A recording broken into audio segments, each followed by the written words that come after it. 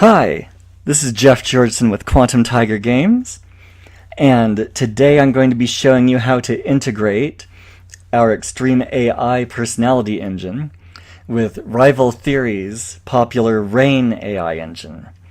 In particular, I'm going to show you how to integrate our personality engine into the behavior trees of Rival Theory's Scintio characters.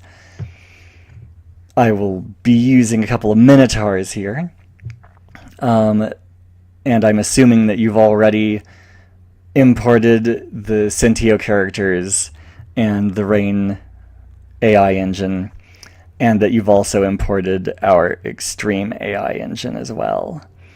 In this case, I'm just going to be using Extreme AI Lite, which doesn't give you as many stimulus response types to choose from and has some other limitations, but it will work for this demonstration. So what I've already done is I've gone ahead and dragged a couple of Minotaur prefabs into the scene, and they show up here. If you go to their AI rig, you can see various defaults for the Minotaurs, including that their alignment is neutral. And you can just hit play, and these Minotaurs will wander around kind of on patrol is their basic default behavior. And they're kind of ignoring each other, really. You can, just using Rain, cause them not to ignore each other. If, for instance, you make one of them good and the other one evil, they will use this basic alignment information to immediately attack each other. And as you can see, they're beating each other up. But let's say you wanted to use the more sort of fine-grained personality system used in Extreme AI to decide whether or not they attack each other. Say, for instance, you wanted to have them decide whether to attack each other based on the level of kindness that they feel towards their fellow Minotaurs, regardless of whether they're good or evil in alignment. And I realize that having an evil Minotaur that is also very kind might be kind of rare, but let's go ahead and do that for this demonstration. The first thing you would need to do is go into Extreme AI and create a couple of character personalities for these Minotaurs. I'm just going to go in and I'm going to create a Minotaur personality. Let's do Minotaur 1 for the first one. And we're going to make sure that this Minotaur feels very, very kindly. And notice that if changing their kindness level, of course, changes the rest of their personality to sort of match that. We're going to save that character. And then we're also going to create Minotaur 2. And to start off with, we're going to do the same thing so that we have a couple of very kindly Minotaurs. Save that character. And then what we need to do is make sure that these personalities are actually connected to these two character models. In order to do that, I would go into Extreme AI, or actually what I would do is create a script in the same folder as our tape library. In this case, I've already created a script called NPC interface. This is very much like the NPC interface script in our quick start guide, where you go ahead and you create a script that's using our library, and you create an AI char info that will give you access to the character's personality. And you also create a name. that you will use to access that personality. The name has to match the personality that you just created, or the name on the personality that you just created. In this case, what I've also done is created this method that can be called then from an action within the behavior tree, and it will go ahead and check kindness for these minotaurs. So, having created this script, I then need to actually put copies of it on the two minotaurs. So I drag it onto that minotaur prefab, and we'll call that one Minotaur 1 to match the name on the personality. And then this one, I do the same thing. And I will call that one Minotaur 2. And make sure I spelled it right. So, once you have attached the personalities, you can then go into the Minotaur's behavior tree and note that they actually use the same behavior tree, both of them do. And I'm going to go ahead and go down to where they would normally attack, which is a ways down.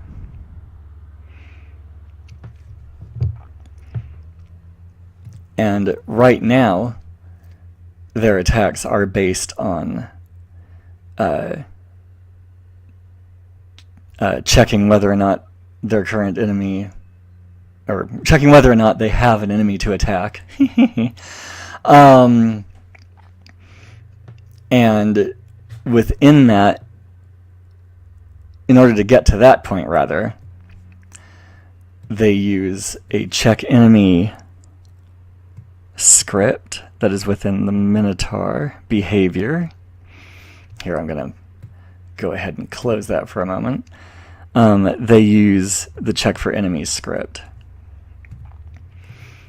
Now, just quickly, within the check for enemies script, they check the alignment and decide, whether or not the alignments of this character and whatever other characters in the scene match, or are good versus evil, or that sort of thing, and whether or not their aggression is high enough to attack each other. In this script, we have added a line that creates another little variable that is going to get the actual game object of the enemy. Because when we run ExAI, it checks against the actual character that you're running a personality check sort of with or against. So, for instance, if Minotaur 1 really has a lot of, he's really kind, but in addition to that, he's had a lot of really pleasant experiences, hanging out with the other Minotaur, then he will be much more likely even to be kind than he would normally. This is the kind of thing that ExAI does over time, where, in particular, when you're checking NPCs against player characters, the more, say, good experiences they've had with the player character, or negative ones, or if they've had, a lot of instances where they've started to feel more and more jealous of the player character, they will actually behave, more intensely towards that character than they do towards just, an average stranger. So, anyway, going back to this line is just a way to create a variable called enemy object that gets the name of the Minotaur. In this case, Minotaur prefab, or prefab 1, gets the name of the game object. Right. So, That was a little long-winded, sorry. But what we can do is go back to that behavior tree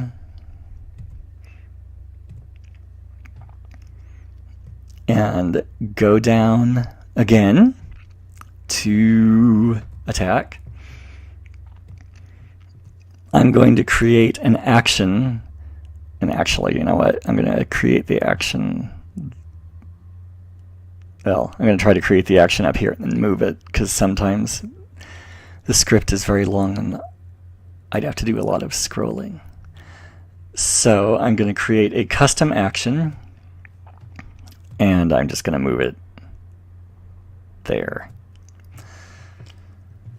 And in this action, I'm going to go over, and what you would need to do is create a custom action. In this case, I've already created it, but if you go to custom action, create custom action, you could go ahead and type in the action name and the script type and then hit OK. I'm going to use the one that I have previously prepared, which will be kind check. And in this, whenever you do a custom action, Rain gives you a sort of Rain action class, and you're going to go into the action result method and do whatever you want to do with it, and then it will need to return success or failure. In this case, I just want it always to succeed in doing what it's doing. So we're going to call, rather, the Minotaur, which in this case is, you can get the local, you can get the game object to which the personality is attached by doing ai.body, and then get the component, get the NPC interface component, and call the AmiKind method. We're going to send along who that enemy object is as well, which is what we did in the check for enemies line that we added. And then we're going to create another variable that we can then check called kindness using that AmiKind return. AmiKind will be an integer between 0 and 4, with 0 meaning that they're like the opposite of kind, and 4 meaning that they're kind to absolutely everything. And we've kind of made these two Minotaurs maybe not kind to absolutely everything, but pretty darn kind. In this case, I'm also just printing to the debug log this same information, just as a check against what we're doing, but obviously you wouldn't need to put that in. And then we go back. Now, the fact that I've called that action and done that, created that variable, doesn't mean anything, because we're not actually checking it.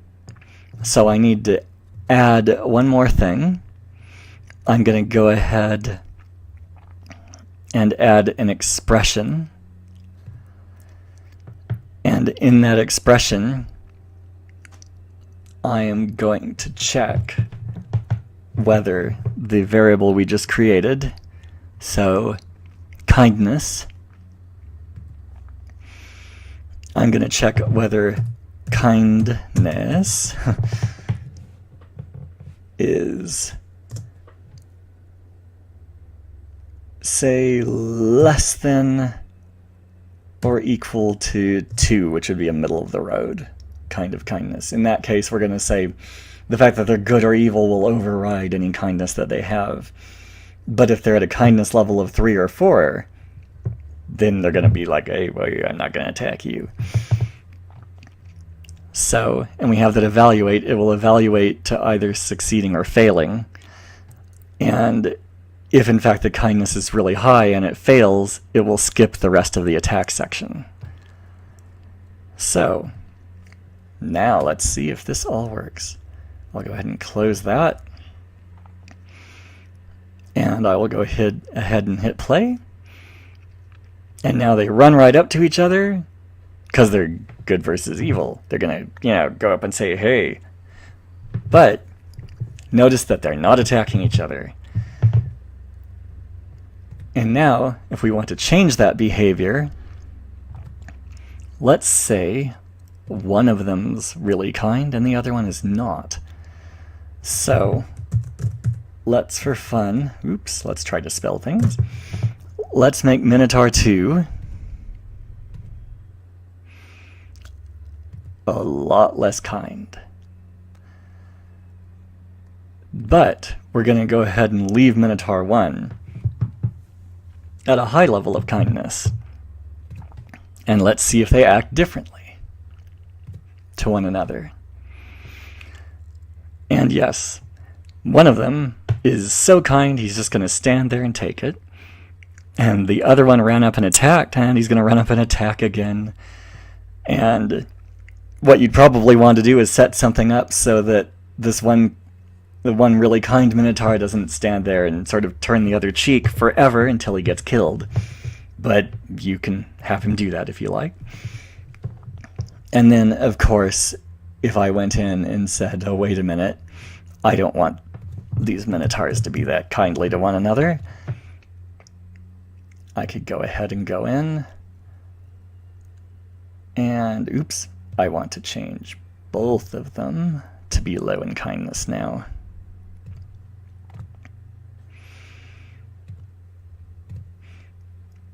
And now if you hit play, they should just run up and both attack each other again. And they are. So, thank you very much. That's just a simple example of how to integrate Extreme AI with the Rain AI engine. And thank you very much for listening.